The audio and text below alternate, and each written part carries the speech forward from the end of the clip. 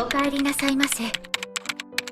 So this episode actually had no Vladlina, so that means that thumbnail is gonna have to be different today, and today it's gonna be clickbait. All right, quickly, I just want to let you all know I might end up just putting Genshin or Guilty Gear gameplay in the background for these, so that way certain company doesn't get all butthurt about it, and this way we should be good in every sense. This channel can affect my other channel, so I'm just keep that. I'm just saying this now, just in case. If you ever see like, oh, what the freak happened, just know that I'm taking drastic action, and I'm probably just gonna go do what I just said that for.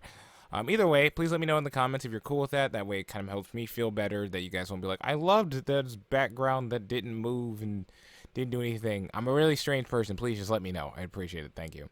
So with this episode of 86, we start the episode with the birds, like we ended the episode on the last one.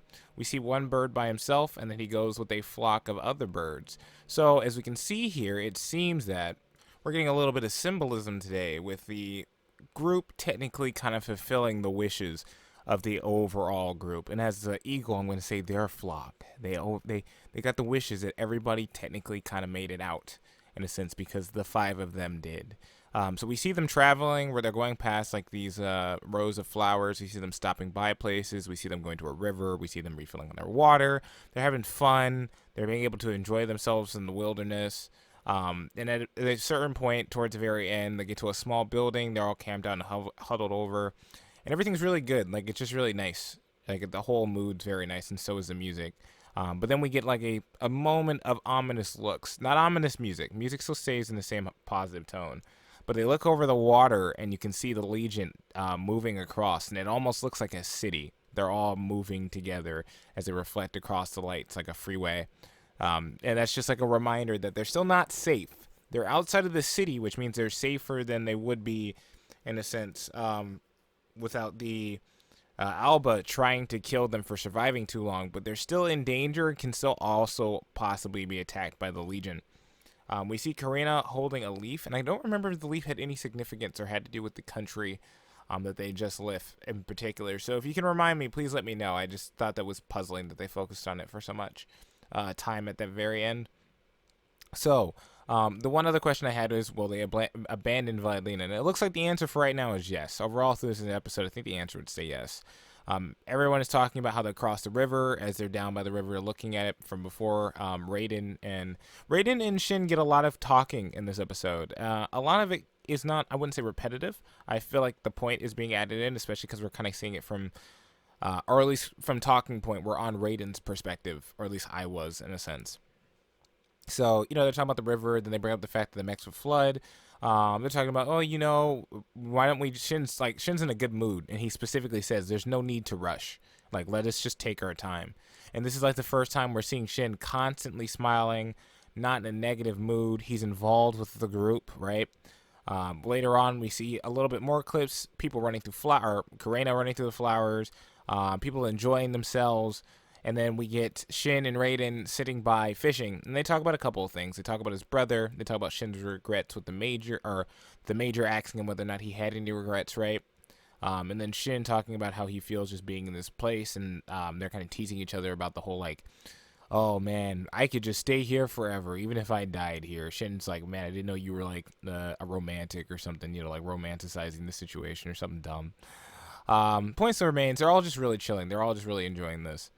I think they get up to a huddle because they're talking about like bathing and other things. Like, what are we gonna do with these things? I think Fido brings to the point that there's a town. Shin says, you know what? Yeah, we can go visit a town. That shouldn't be too bad. Since like the Legion won't be looking for us specifically anymore. They're still heading towards I'm not the Empire.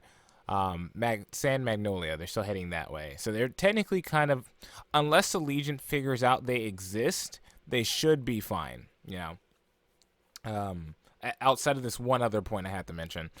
So let me write that down too. Safe but point. Enjoy those good talking sounds. So they go sightseeing around the Empire. They're kind of like just enjoying themselves, looking at the clothes in the stores, looking how it used to look. Raiden asks like, do you have any memories here? Shin's like, we're from here, my family specifically, but I never really grew up here, so I haven't really seen anything here, so I don't really have any ties to it. And Raiden basically says like, yeah, family involvement doesn't mean like I have anything here too that makes it I'm really involved here. Like, this is just a place to me as well. Shin sees a tunnel, but then stops. Shin sees, yeah, he stops at the tunnel. He's about to go walk into the tunnel, and then Raiden grabs him. And I was with Raiden at that point. I was like, dude, this whole anime has been a horror. We're finally at the nice part where nothing's happening. Do you have to go walk the dark, weird cavern, even without your mech as well, by the way?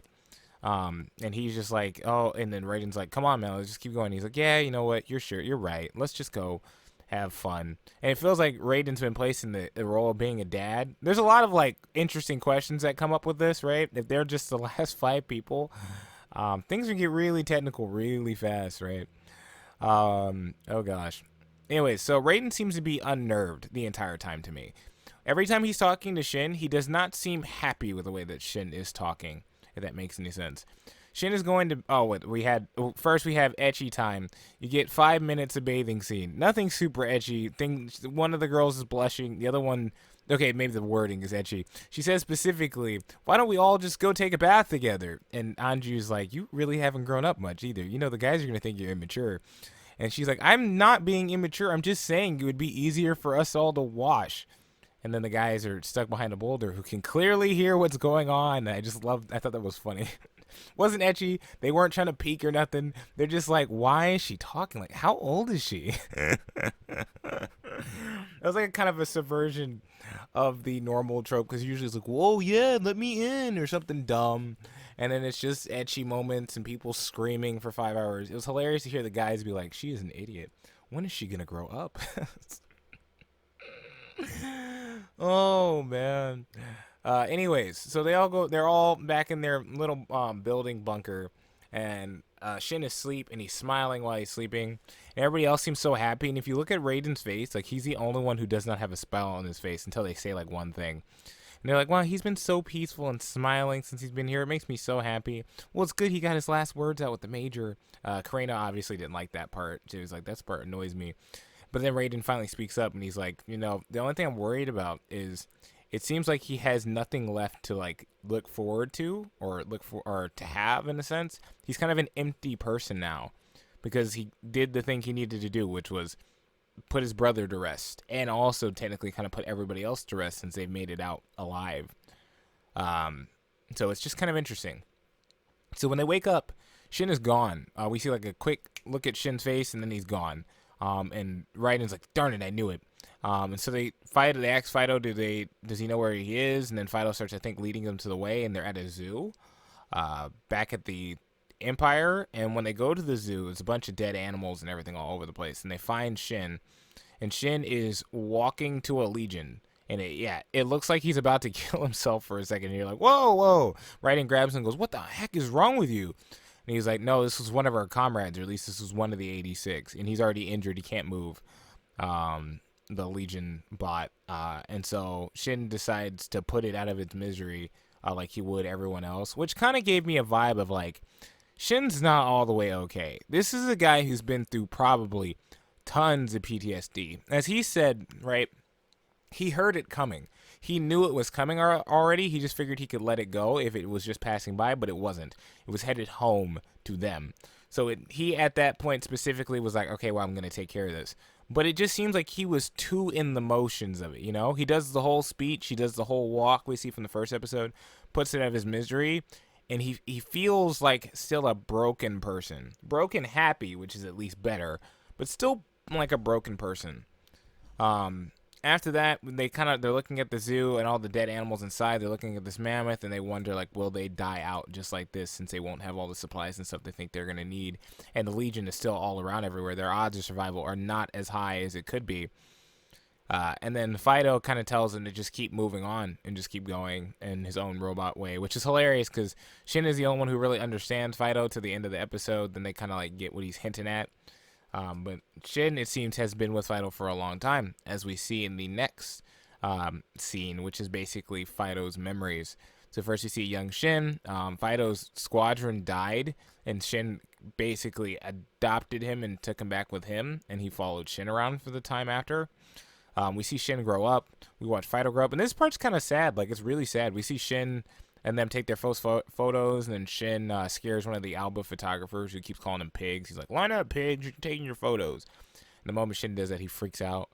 And we see like a ton of people's memories from this. We see Kujo back a ton. He's back a lot. He gets to talk a lot before we see also the memories he's getting shot at. Kurena, she's like freaking out, like, oh my gosh, Shin touched my back. Ooh, we're like totally gonna be in a relationship. She's like geeking out every time it's one of her things. It's usually her geeking out. We got questions about Fido's gender, which was also funny. So I got sad. We saw Daya simping after Anju, like he was hiding while she was looking at his poster, and he pinned at the poster and he's like, do you think I could change her life? Man, as a romantic dude who watches a bunch of romantic comedies in Jung, the potential for that romance really hits me when I hear that. That was so sad. And we watch him die again too. I'm just gonna stay on this for 5 seconds. That made me so sad hearing such positive and wholesome words, because she already has self-image problems. So hearing that he just wanted her to be able to like see the world differently and possibly herself just tore me up. Anyways, after that we see Anju's sadness about Daya dying. Then we see the fireworks. Then we see the redheaded dude. I can't remember his name right now because I had to write redheaded dude in there. But he was pretty cool, and it was sad to see that he was hanging somewhere dead. We didn't see his death in the other episode, so I always wondered like how he died. But I didn't really want to see how he died, and all he sees is a shadow and his body hanging and blood dripping. Jesus, man. Theo burns his journal and says, I'm probably going to die soon because they're about to go on the last mission they have as the 5 of them. And we see them going to the place we are now. We see a bit of Shin. And then everything starts getting like foggy and fuzzy. And everything's on fire. And we realize Fido is dying. And I thought like maybe he just ran out of oil. And maybe we come back to go turn him on or something like that, you know? But no, he's just dead. We watch him explode. And there's gunfire in the background and everything else. So I'm not so sure the guys are going to get off with a happy ending. We might still lose more people. I just don't know what's going to happen, man. That's still really depressing. We had no Vladlina here, so we didn't even see what happened to her after leaving her, breaking down, or if she's okay after that either. So we're left off a cliffhanger with all our major characters. Really take that in. This is a really good episode, just like Vivi. I was really enjoying what I watched here. I know why both episodes have to be peak, because now I have to edit these things before I have to go to work and everything else. But hopefully you enjoy. Again, the question in the beginning, we're doing gameplay in the background. Let me know if you would enjoy that. Let me know if it's not a big deal. It helps me feel better when I make these more major decisions. And I'll catch you all later. Peace out. Bye. Lightning Brigade out.